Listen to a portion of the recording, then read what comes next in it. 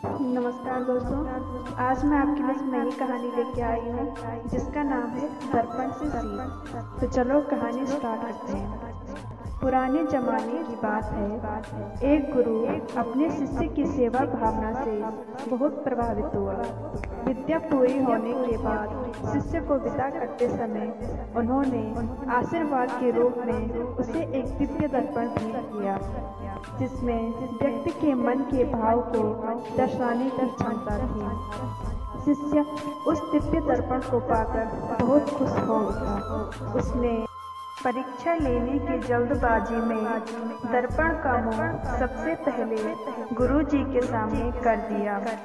वह यह देखकर आश्चर्यचकित हो गया कि गुरुजी के हृदय में मोह, अहंकार, क्रोध आदि दुर्गुण परिलक्षित हो रहे हैं। इससे उसे बड़ा दुख हुआ। वह तो अपने गुरुजी को समस्त दुर्गुणों से रहित सत्य पुरुष समझता था। दर्पण लेकर वह गुरुकुल से रवाना हो गया। उसने अपने कई मित्रों तथा अपने परिचितों के सामने दर्पण रखकर परीक्षा ली। सबके हृदय में कोई न कोई दुर्गुण अवश्य दिखाई दिया। और तो और अपने माता पिता की भी वह दर्पण से परीक्षा करने से नहीं चूका। उनके हृदय में भी कोई न कोई दुर्गुण उसे दिखाई दिया तो वह हैरान हो उठा।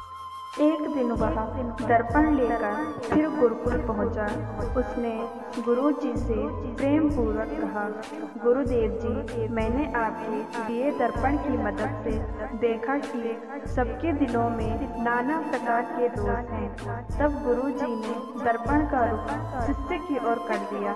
शिष्य दंग रह गया क्योंकि उसके मन के प्रत्येक कोने में द्वेष, अहंकार, क्रोध जैसे दुर्गुण विद्यमान थे।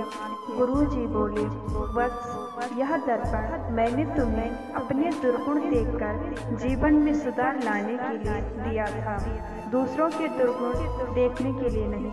इतना समय तुमने दूसरों के दुर्गुण देखने में लगाया, उतना समय यदि तुमने स्वयं को सुधारने में लगाया होता तो अब तक तुम्हारा व्यक्तित्व बदल चुका होता। मनुष्य की सबसे बड़ी कमजोरी यही है कि वह दूसरों के दुर्गुण जानने में ज्यादा रुचि रखता है। वह स्वयं को सुधारने के बारे में नहीं सोचता। इस दर्पण की यही सीख है जो तुम नहीं समझ सके। धन्यवाद। अगर मेरी कहानी आप लोगों को पसंद आई हो तो प्लीज़ मेरे चैनल को like, comment, subscribe and bell icon के बटन को क्लिक कीजिए।